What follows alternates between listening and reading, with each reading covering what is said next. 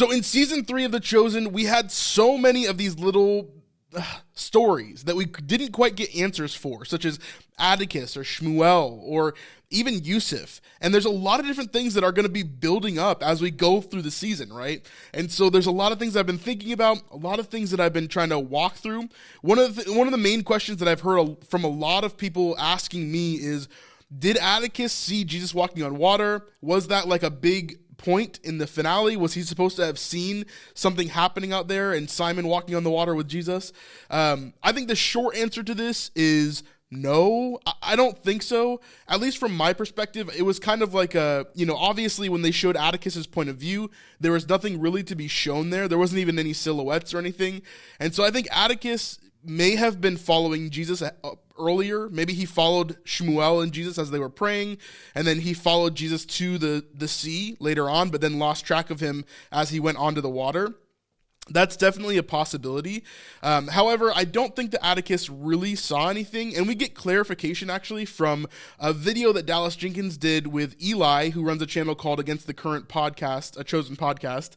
And so let's look at this scene real fast and just kind of look at what we're talking about and see where we're sitting here.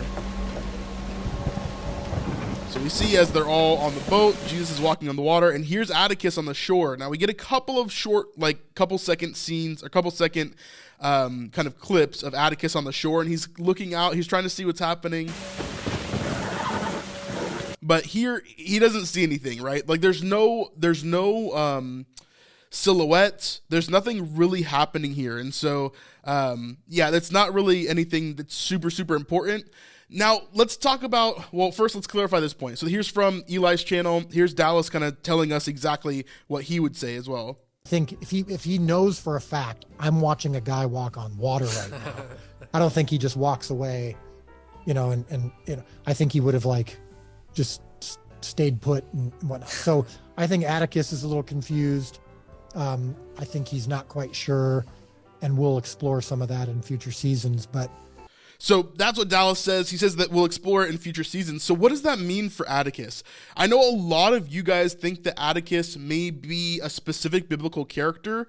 And from the biblical characters that we have, I don't really think so. I would be very hard pressed to think that he's a lot of people would say that he is the soldier at the end when Jesus is being crucified that says, "Surely this is the Son of God."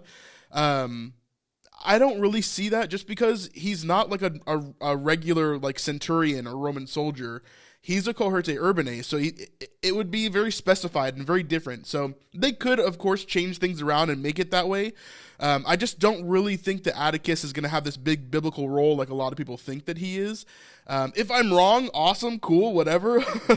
But I just don't really think so far. I think that he's mainly just going to be this tool that we can use to get to Pilate and show more of Pilate's character, but also he's kind of like this investigator that's looking into things for Rome. So while Quintus is doing it specifically for Capernaum or specifically for himself, Atticus is tied more to the Roman Empire than Quintus even is, because Quintus doesn't really want to tell on himself, right? He doesn't want to really tell the Roman Empire, oh, hey, all these people are making a ruckus in my neighborhoods, right? He really wants to keep that to himself so he doesn't get in trouble. But Atticus is that tie that brings in the Roman Empire and really makes this big connection there. So I think that's really the big key here. And we don't see much more from Atticus in general, but yeah, I think he'll be a cool character. I think that I love his character right now and how he's kind of going through things. I don't really see him being impacted by Jesus too much. We see that with Gaius, definitely, right? Gaius is a whole different story where we see the change that's happening in Gaius and how that is really, truly affecting him. But we don't really see that in Atticus, right? We only really see this investigator or FBI agent type, cop type guy. Dallas has described him as like an Obi-Wan to Pilate. So all of that kind of makes sense in context there, but we don't really see more from Atticus. So Real quick before we continue in the video, I have to show you guys this. So out of everybody that watches our videos, about 65% of you guys are not subscribed.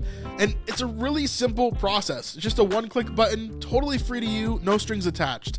But for us, it really truly means a lot. So you could really be the catalyst for making our dreams come true and allowing us to have a bigger ministry that impacts more people. So it would really mean the world to us. Please subscribe. Thanks. Let's get back to the video. Another question that we always get is Yusuf. So Yusuf, obviously an amazing character. We saw him from episode 1 of season 1. He's really, I think he's an amazing character. I think they've done an awesome job with him. But we've thought for a long time that Yusuf could be Joseph of Arimathea. And there's a lot of reasons that we could think that. But let's take a look at, 4 or 5 scenes from season 3 and really talk about why I think he probably is Joseph of Arimathea and kind of dive into that a little bit here.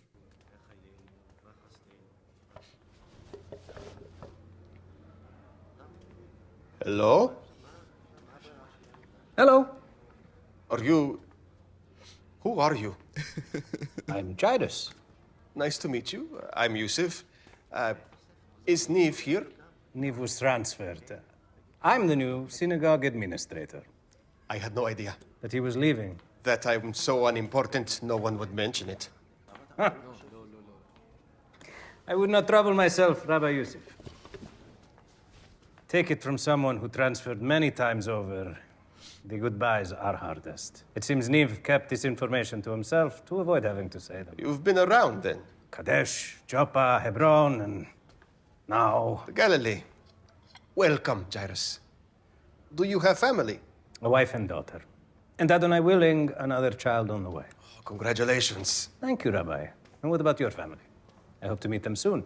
My family is in Jerusalem. So this is the first clue that we get that Yusuf is Joseph of Arimathea, because we know that we only know a few things about Joseph, right? So Joseph is part of the Sanhedrin, which means that he's in the same core group, the Great Sanhedrin in Jerusalem, right? His family is there. So this is the first real clue that we get that he is tied to Jerusalem, right? That he's gonna maybe eventually go there, or he's just thinking of Capernaum as like this kind of stop along the way. It's part of his education, it's part of his training, but he's not gonna stay here forever. We know that his family is in Jerusalem, and by the way that we're kind of talking about this, it seems as if he has like a wife and children possibly that are back there, and they're kind of doing life while he's making a living here.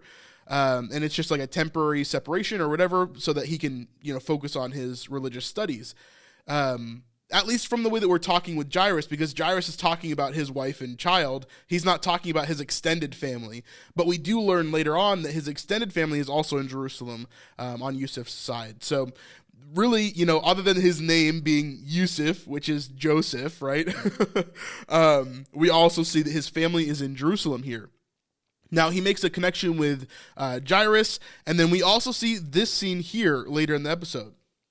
Jairus offers him to leave a note in the cellar to let it cool off, these documents that he's been working on, because he doesn't know if he wants to really send them yet, or he's just offering him a place to hold these while he's thinking about it, right? So here we read the beginning of the note itself. It says, Rabbi Nicodemus of the Jerusalem Sanhedrin, important. And so we see that this is the letter that he's writing, the document that he's writing all about Jesus and the Sermon on the Mount and everything that's been happening. And of course, this is labeled to Nicodemus because, well, Nicodemus understands exactly what Yusuf is talking about here, and he knows that Nicodemus thinks of Jesus as someone special, someone who is different than everybody else, and he believes in him. And Yusuf can kind of see that. He's a disciple of Nicodemus after all. Now, we don't actually get clarity in season 3 if this letter is ever sent off anywhere, or if it's just a plot point in order to for Jairus to have like this moment with Yusuf and have a moment to come to belief in Christ, right? Obviously it's used as that, but we've never actually seen it sent off to Nicodemus as far as I'm aware. So I don't know. Was there actually a cellar type holding spot? I believe so. He does put it here in this scene here. I'm not sure if he actually puts You it and in I are his the only stomach. souls who will ever know about this. Rabbi, it is unsealed. Yes, it is, Jairus.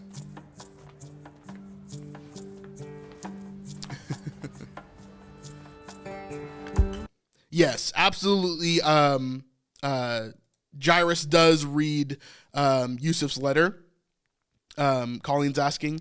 Yes, he does. And we know that he does because he talks about it later on. So we know that he reads it because that's what really brings him to belief in Christ. And so as he goes through the letter, he begins to really have, a better idea of who Christ is and why he should believe in him. Not only because of the letter, but also because he sees all the connecting points from the Old Testament to the New Testament and everything in between. So there's a really big moment there for Jairus that really, really changes him. But we're talking about Yusuf right now. So we're also going to be talking about this scene right here. Jerusalem. The temple. No, the cistern is broken. Nobody told me. Clean water is essential to our purification ritual. I'm requisitioning building materials to have it repaired. That will have to go through the budget. It's taken care of. Paid in full. Dare I ask? I've taken care of it.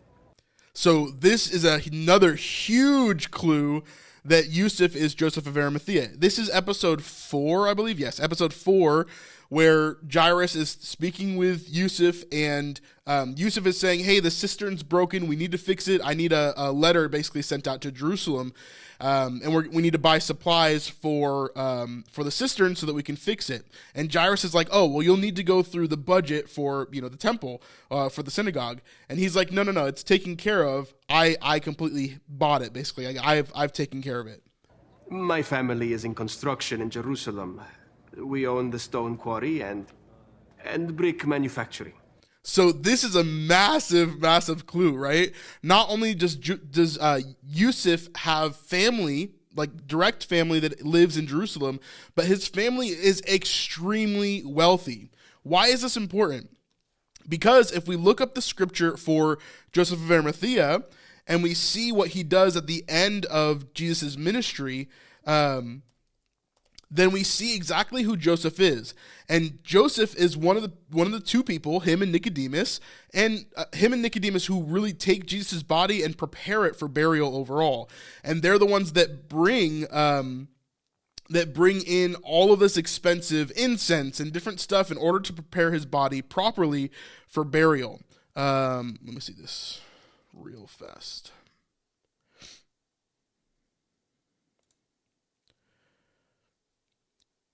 Pull this back up. All right. So in John 19, the burial of Jesus.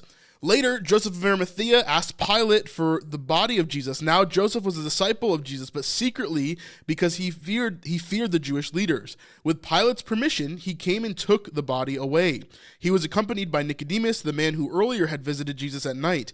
Nicodemus brought a mixture of myrrh and aloes, about 75 pounds. Taking Jesus' body, the two of them wrapped it with the spices and strips of linen.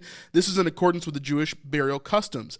At the place where Jesus was crucified, there was a garden, and in the garden a new tomb in which no one had ever been laid, because it was the Jewish day of preparation, and since the tomb was nearby, they laid Jesus there. Now, there's a lot of different kind of theories and understanding here that Joseph may have owned the tomb and different stuff that goes into that as well, right? So Joseph is thought to be a very wealthy person, and so he owns a lot of property. He owns a rock quarry. He could own tombs, right, that are in Jerusalem. So this is a very, very big clue, at least in my mind, for sure.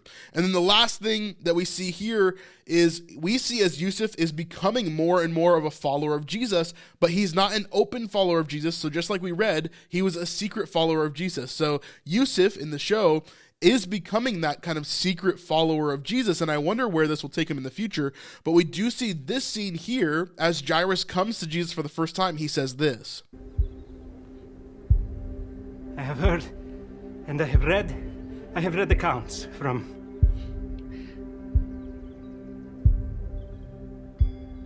someone I trust.